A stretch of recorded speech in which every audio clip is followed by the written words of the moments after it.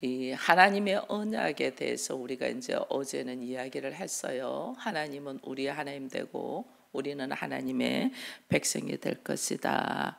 네, 사실은 모든 사람이 죽음으로 달려가지 않나요?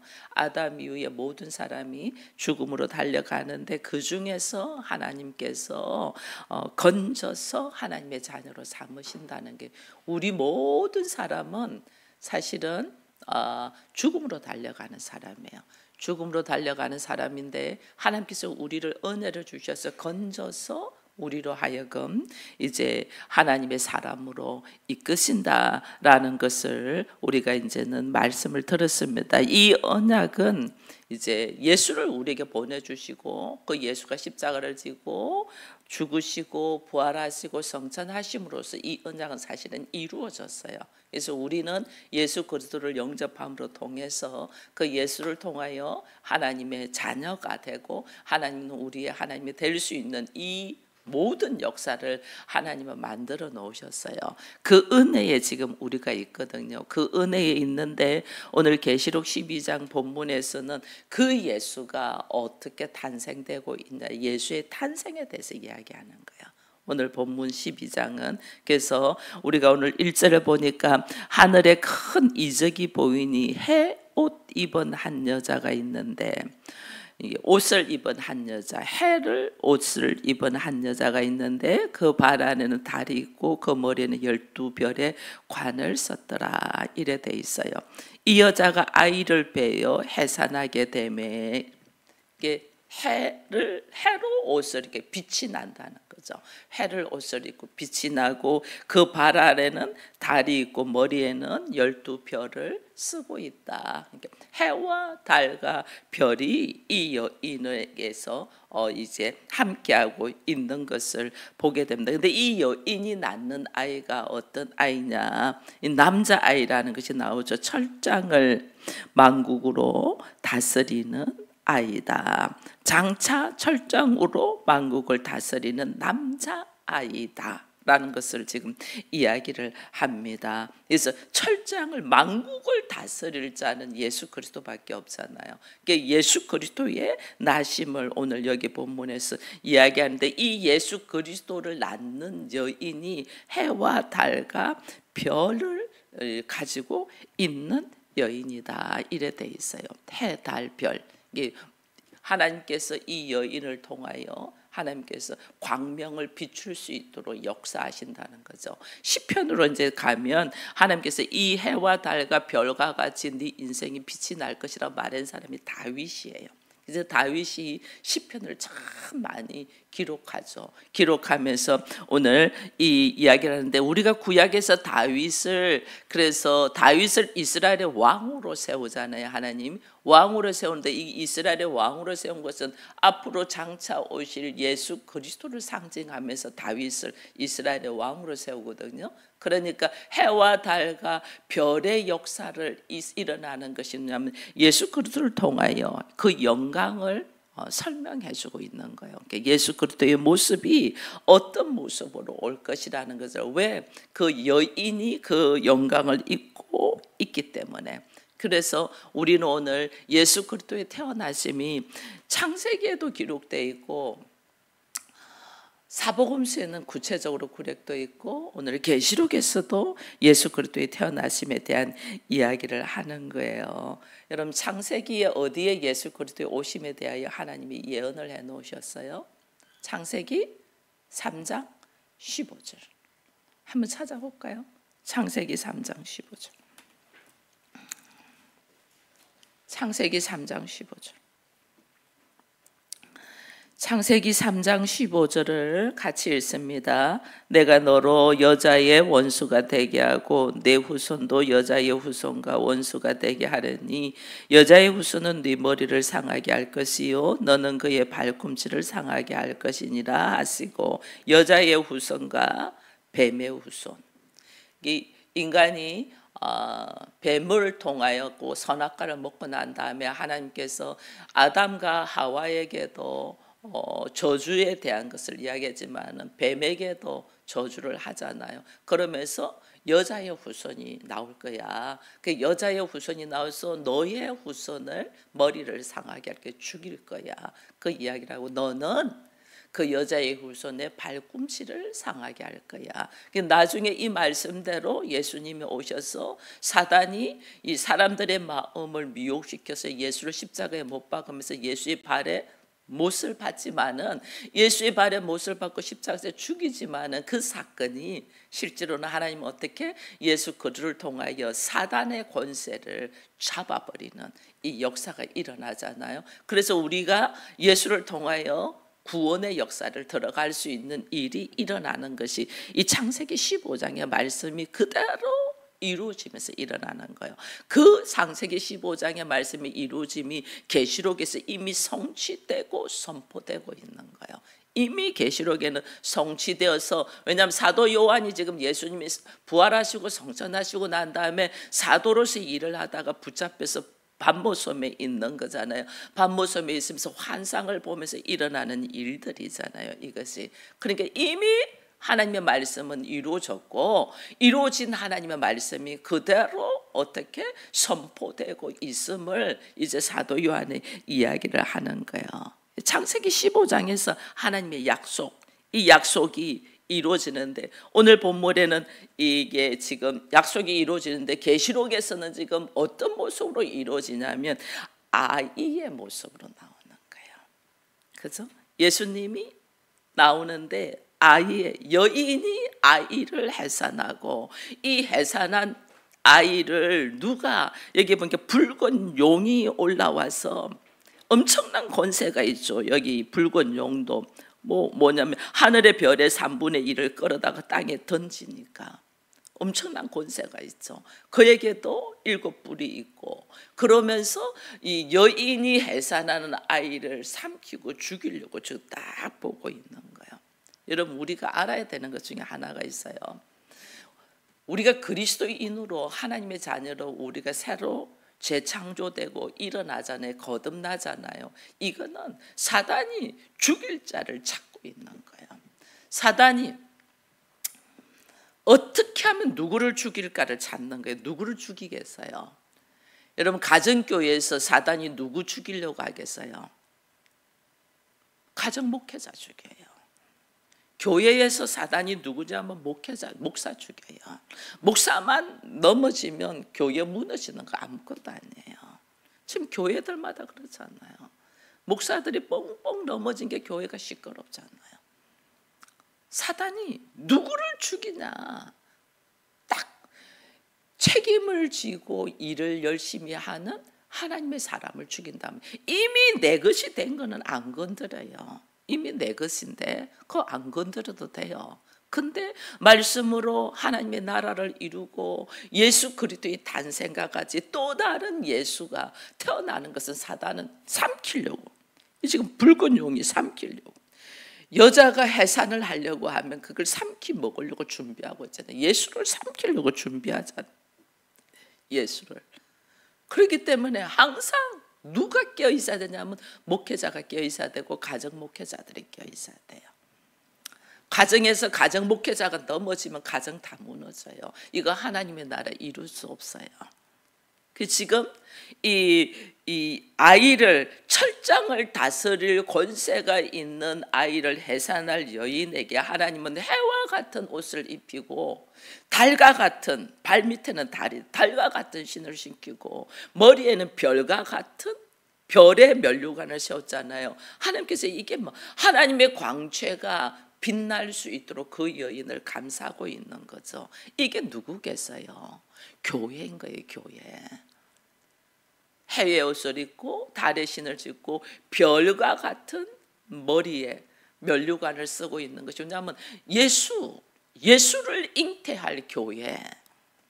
교회 안에서는 계속 예수가 잉태돼야 되는 거예요. 예수와 함께 연합되고 하나 될 수 있는 사람이 교회 안에서 계속 일어나야 되는 거예요. 그러니까 사단이 집중해서 이 여인을 괴롭히죠. 이 여인을 괴롭히니까 여인이 힘들어가지고 광야로 가가지고 1260일 동안에 하나님이 허락하신 곳에서 있다고 돼 있잖아요. 괴롭혀요. 엄청 이 교회로서의 모습을 갖추고 있는 여인도 괴롭히고, 또 이 여인이 낳으려고 하는 예수, 하나님의 사람, 만국을 다스릴 하나님의 사람을 삼켜서 죽여 먹으려고 하잖아요. 그러니 이게 그냥 만만한 세상이 아니라니까. 우리가 이 세상에 살면서 하나님의 자녀가 되고 내 안에 하나님의 언약계, 약속의 말씀이 있는 교회가 되기 위해서는 여러분, 사단이 그냥 두지 않는다. 어떻게든 삼키려고 해요. 어떻게든 죽이려고 해요. 어떻게 역사하는 거예요. 이 해산의 고통이 있는 여인이 1260일 동안의 힘든 가운데 있고 아이는 죽음의 위험에 있어요. 근데 우리는 이제 또 이것도 알아야 돼요. 성경에서 창세기부터 지금까지 계속 하나님의 말씀하세요. 사단은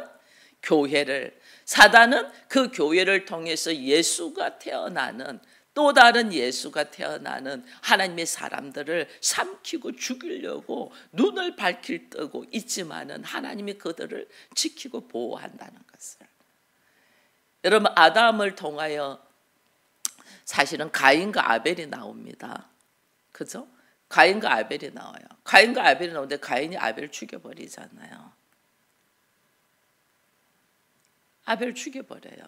그러면 하나님의 역사에 하나님의 여자의 후손이, 가인은 사실은 여자의 후손으로 안 들어가요. 하나님이 창세기 3장 15절에 약속한 여자의 후손은 안 들어가요. 여러분 아셔야 돼요. 육적으로는 내 자식이 맞는데 실제로는 원수와 같은 자예요. 뱀의 후손이에요. 그러니까 아벨을 죽여버리는 거예요. 그러면 여자의 후손이 못 나오잖아. 근데 하나님 어떻게 해요? 셋이라는 여자의 후손을 다시 주셔요. 하나님이. 사단은 가인을 통하여 아벨을 죽였는데 하나님이 셋을 다시 준다니까.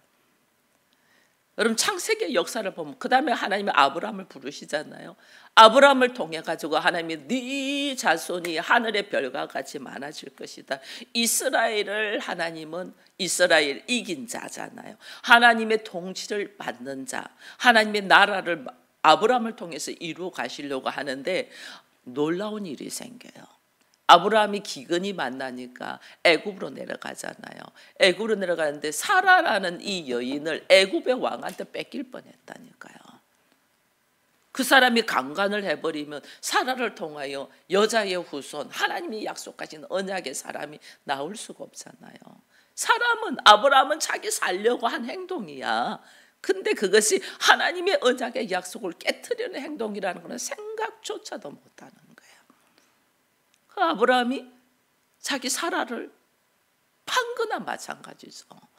애굽의 왕한테 자기 목숨 때문에 줘버리잖아요. 하나님의 언약의 약속이 차단될 뻔했어요. 근데 그때 하나님 어떻게 개입해서 사라를 다시 데리고 오도록, 그 애굽 왕이 사라를 강간하지 못하도록 막아주잖아요. 사라만 그런 게 아니에요. 그 아버지의 그 아들이라고 이삭도 리브가를 그렇게 해요. 이삭도 아비멜렉이라는 왕한테 줘요. 근데 하나님이 이 리브가도 이끌어내요. 인간은 하나님의 약속의 말씀을 잃어버리고 자기의 형편과 처지와 사정에 따라서 행동하지만은 하나님은 하나님의 언약의 말씀을 그대로 이루어가시기 위하여 내가 잘못했는데도 하나님이 개입해서 그것을 막아주신단 말이에요. 막아주신다. 그럼 야곱은 또 어때요? 야곱도 요셉을 통하여 하나님께서 역사를 하시는데 그 요셉의 아들 둘이 그 므낫세과 에브라임이 있잖아요. 그들이 있었어요. 그들이 있는데 그들을 손을 얽어쥐면서 기도하면서 하나님의 역사가 일어나게 하면서 특별히 누가 이 여자의 후손인 역사를 이어가냐면 넷째 아들 유다가 이어가거든요. 근데 사단이 유다의 자녀들 다 죽여버려요. 유다의 자녀 다 죽잖아요. 그 아들 다 죽으니까 유다는 깜짝 놀래가지고 그 며느리를 친정으로 돌려보냅니다. 근데 하나님은 어떻게 해요?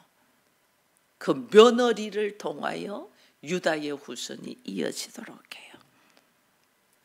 우리가 하는 일은 나는 지금 현재서 최선을 다한 것처럼 하는데 실제로 우리는 사단의 괴계에 껴있지 못하면 사단의 괴계에 넘어가가지고 하나님의 언약의 약속의 말씀이 성취되는 것을 나는 어떻게 방해하고 있다니까요. 그런 존재예요. 우리는 기껏 해봤자 방해한다니까요. 저도 이거 많이 느껴요. 하나님은 목회자로 세워서 오늘 우리 집사님이 김용식 목사님을 만나게 하셔서 이렇게 말씀을 해도 이런데 이거요, 우리는요 이런 일이 있지 않도록 행동을 했다니까요. 근데 하나님이 세워서 제가 목사 안수를 받고 목사 고시 시험을 보려 할 때 에이 내가 무슨 목사를 해야 하고 가정에 막 우리도 신혼 때는 많이 싸웠거든요. 그럼 에이 안 해. 너무너무 합리적인 방법으로 이렇게 가정도 하나 이 하나님의 나라를 못 꾸리고 부부간에 다툼을 하는 사람이 무슨 목사가 돼 이러면서 목사고시 안 본다고 했다니까요. 얼마나 틀린 말도 아니잖아요. 근데 이건 전부 다 우리 생각이라니까. 하나님의 뜻하고 상관이 없다니까. 목사고시 안 보려고 내가 기껏 간 곳이 기도원 갔다니까요.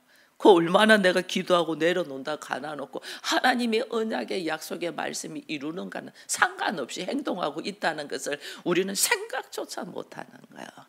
그 나중에 기도하면서 하나님의 뜻이면 목사고시 시험장에 내가 있게 하시고 아니면 그냥 이 자리에서 더 기도하게 해달라고 그렇게 이야기했는데 하나님이 딱 시험장으로 보내시더라니까요. 여러분 나는 지금 상황에 따라서 최선을 다하고 있어. 이것이 사단이 나를 가지고 논다는 건 우리는 생각도 못해요. 하나님의 언약, 하나님의 약속이 이루어지기까지 우리가 얼마나 깨어서 순종해야 되는가를 몰라요. 그럼 이런 일들이 비일비지 않나요? 예수님 나실 때 신약 성경에서는 이 히브리 남자아이들은 다 죽이라고 하잖아요. 모세도 그랬고, 그죠? 모세 날 때도 히브리 남자아이들 다 죽이라고 했잖아요. 그런데 다 죽인다는데 산파에게 하나님이 은혜를 주셔서 모세를 받도록 해줬어요. 이게 지금 하나님의 일하심을 우리는 막 창세기부터 구구절절 지금 계속 보여주고 인간은 어떻게 하면 하나님의 역사하심을 이것을 최선을 다한다고 하지만 방해하고 있는가를 몰라요. 예수님 나실 때도 마찬가지. 헤롯 왕이 예수 죽이려고 그러잖아요. 동방박사가 와가지고 여기에 유대인의 왕이 났다. 나도 가서 경배할 테니 그거 좀 가르쳐 달라. 근데 천사가 나타나서 너 그거 아니야. 돌아서 너희들 집으로 가라 해갖고 예수를 철저히 보호하시잖아요. 하나님의 언약과 하나님의 뜻과 하나님의 나라가 이루어지기 위하여 사단은 눈동자같이 삼킬 자를 찾고 있지만 하나님은 그들을 어떻게 한다? 보호하신다. 하나님. 그래서 내가 방주 안에 있는 자, 언약궤 안에 있는 자가 얼마나 복이 있는 자인 줄 몰라요. 말씀 안에 있는 자가 얼마나 복이 있는 자인 줄 몰라요. 그 말씀 안에 있어야지. 말씀 안에. 그래야지 내가 사단은 나를 어떻게 죽이려고 돌아도 나는 어떻게 하나님께서 그때 그 상황에 철저하게 보호하시는 게 철저하게. 저는 나의 인생에 그걸 너무 많이 경험을 했어요. 위험한 순간에 내가 어떻게 할 바를 갈 바를 몰라 하고 내 생각과 감정과 이걸 주체를 못하고 확 흔들릴 때 갑자기 성령이 쫙 들어오시면서 나를 편안하게 하신 은혜, 그리고 도무지 인간으로서는 할 수 없는 말과 행동들을 성령의 역사에 의해서 행동하면서 상대들이 놀라게 하는 일들, 이런 일들이 얼마나 많은지 몰라요. 그러니 우리는 하나님을 성경 책 안에 들어있는 우리 어떤 상상 속에 있는 분으로 생각하면 안 돼요. 지금도 살아계셔서 역사하셔서 우리와 함께 계신 하나님을 우리는 경험돼야 돼요. 지금도 하나님은 어떻게 해요? 교회를 통하여 교회 하나를 하나님께서 세우시는데 수많은 하나님의 은혜 속에서, 세월 속에서, 그리고 하나님의 일하심 속에서 만들어내고 있는데 우리는 그것을 너무 쉽게 생각하는 거예요. 내가 교회가 되고 가정이 되고 그 하나님의 성전이 되고 내 안에 하나님께서 자정하시는 일에 있어서 하나님은 얼마나 많은 역사를 일을 하셨는데 우리는 자기의 행동 하나, 자기의 생각 하나, 자기의 감정 하나, 자기의 환경 하나에서 확 뒤집어 버린다니까. 이게 오늘 우리들의 어리석음이다. 그래서 하나님은 그를 어떻게 다시 이렇게 세워서 다시 세워가지고 하나님은 일하심을 여러분 아셔야 돼요. 왜? 예수는 만국을 다스리는 자. 근데 그 예수가 내 안에 있으면 내가 만국을 다스리는 권세가 있는 자. 이게 쉽게 되겠어요? 쉽게 안 되죠. 특별히 계시록에서는 오늘 여기 보자네, 만국을 다스리는 권세가 있는 자가 어떤 모습으로 나와 있냐면 아이잖아. 아이로 나와 있어요. 왜 만국을 다스리는 권세가 있는 우리가 이 땅에서 힘들고 고달프고 어렵냐? 왜? 아이야, 아이.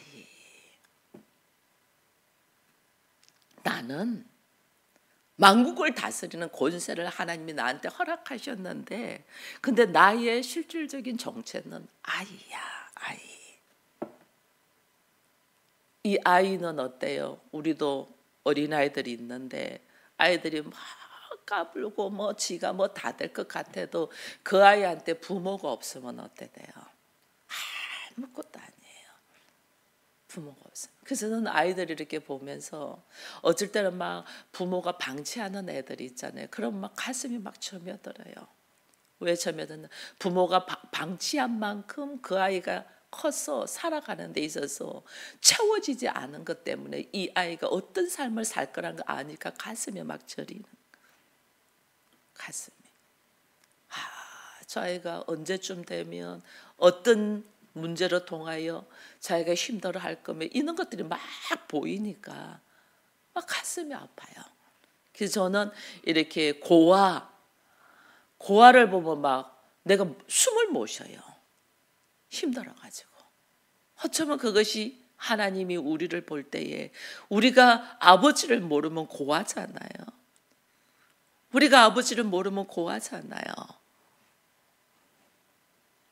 우리가 고아 같은 존재, 고아와 가부, 하나님 특별히 고아와 가부를 하나님 불쌍히 여기시는 것이, 내가 고아야. 부모가 누군 줄 몰라. 내가 남편이 누군 줄 몰라. 가부야. 남편을 잃은 여인이야. 그러니까 하나님이 우리를 불쌍히 여기셔서 우리를 부르신 거예요. 고아와 가부와 같은 나를 부르신 거예요. 왜?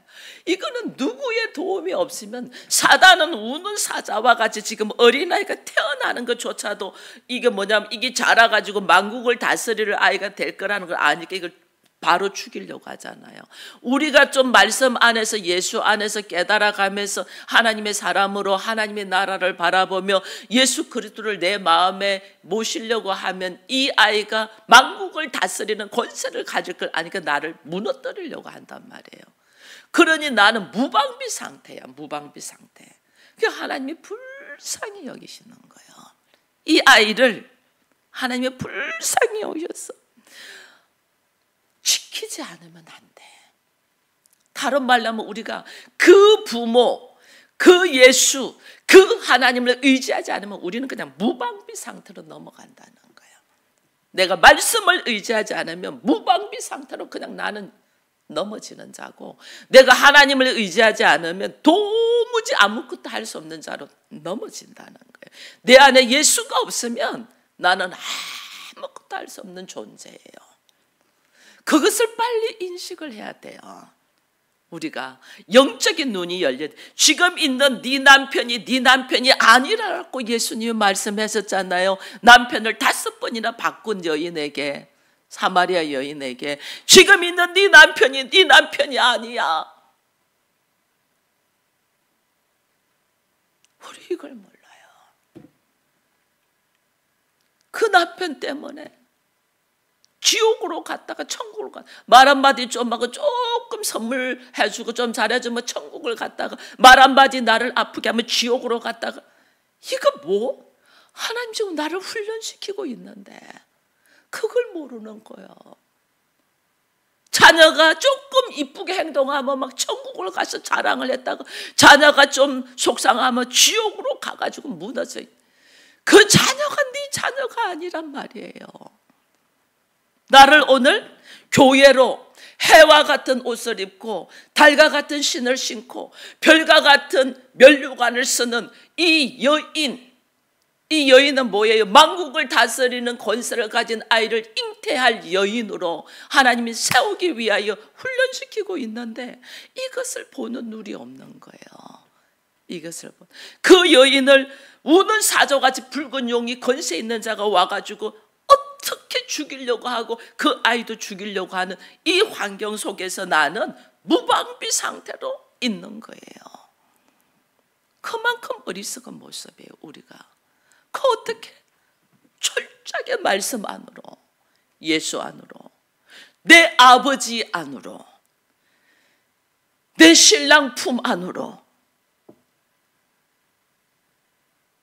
당신의 아버지가 누구십니까? 하나님이 내 아버지고 당신의 남편이 누구냐고요? 예수 그리스도가 내 남편이고 당신의 양식이 뭐냐고요? 말씀이 나의 양식인 해의 옷을 해와 같은 옷을 입은 여인이 돼야 되는데 이거는 생각조차도 안 하는 거예요. 내가 해와 같은 옷을 입은 여인, 이 여인은 뭐 하자는 거예요? 만국을 다스리는 아이를 예수를 잉태하는 여인.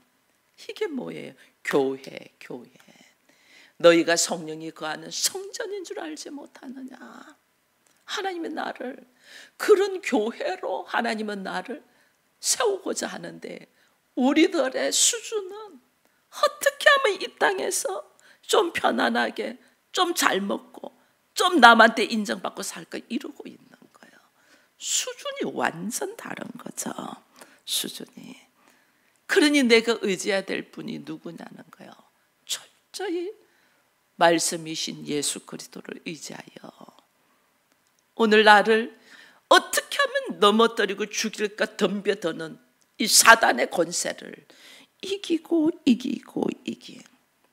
하나님의 인도하신 대로 나의 환경이 사단을 통하여 수 없는 기근이 오고 아픔이 올지라도 하나님이 나를 지키실 것을 믿고 깨어서 말씀에 순종하되 어떻게 낮에는 구름 기둥으로 밤에는 불 기둥으로 인도하시는 그 예수의 걸음을 따라서 걸어가는 거예요. 그러면서 우리가 태어나게 한 자가 아이다. 이거는 뭐냐면 내가 비록 하나님이 나의 모든 권세를 통하여 하나님 나를 지키더라도 나는 어떤 모습으로 아이의 모습으로 다스리는 자예요. 이게 뭐냐면 겸손하라는 게 겸손. 아이의 모습으로 다스리는 자, 순종함으로 다스리는 자, 섬김으로 다스리는 자, 오직 말씀에 의지하여 걸어가는 자. 하나님이 만국을 다스리는 권세를 나에게 허락하시고 하나님이 지키실지라도 나라는 존재는 아이기에 철저히 나를 내려놓는 모습으로 섬기는 자. 이게 지금 성경에 구구절절 내 모습이 어떻고 그 환경이 어떤 환경이 일어날 것이고 거기에서 하나님이 어떻게 너를 보호할 것이라는 것을 계시록 지금 12장에서 예수님의 탄생을 통하여 우리 역시 예수로 태어나야 되잖아요. 태어날 환경들을 말씀해 주고 있는데 우리는 이것을 들을 기가 없다 보니 지금도 내가 인정받아야 되고 내가 높아야 되고 내가 생각하는 것들을 주입시켜야 되고 우리가 그렇게 살은 거예요. 얼마나 하나님을 잘못 알고 있고 말씀을 잘못 알고 있고 교회는 다니지만은 하나님의 말씀을 오히려 대적하는 위치에 있는 우리들을 다시 보면서 말씀 가운데서 하나님이 나를 어떤 모습으로 서기를 원하는가를 예수님의 탄생의 모습을 통하여 계시록 12장에 있는 말씀을 통하여 다시 우리가 겸손함으로 기도할 수 있는 우리가 되기를 축원드립니다. 기도하겠습니다. 하나님 감사합니다. 내 환경은 어찌 이리 힘들고 아픔이 있고 또 나를 괴롭히는 사람들이 이래 많을고 어쩌면 우리는 예수를 믿으면서도 하나님을 원망하고 있는 줄 모릅니다. 그러나 하나님께서는 그 모든 환경이 하나님이 나되게 하기 위한 하나님의 허락하신 하나님의 일하심이라는 것을 다시 인정하면서 내가 누구인가 돌아보니 전적인 하나님의 은혜로 세워져 있는 하나님의 어린아이입니다. 이 어린아이는 하나님께서는 만국을 다스리는 권세를 허락하였지만은 실제로는 하나님이 없으면 아무것도 할 수 없고 말씀이 없이는 아무것도 할 수도 없고 주의 보살핌이 없이는 아무것도 할 수 없이 오히려 붉은 용 권세 있는 사단에게 잡아먹혀서 넘어질 수밖에 없는 존재라는 것을 깨닫고 오직 나의 하나님 되시고 나의 아버지 되신 그리고 나의 신랑 되시고 나의 생명 되시고 나의 길이 되시고 나의 진리 되신 예수 그리스도 안에서 다시 일어서는 우리가 되게 하여 주옵소서.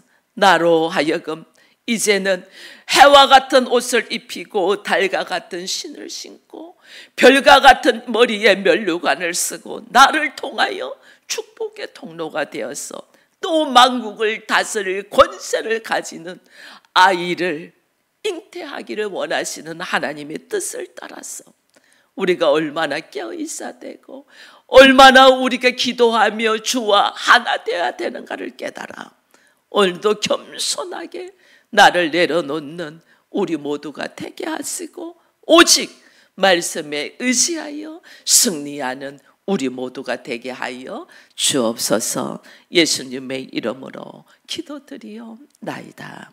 아멘.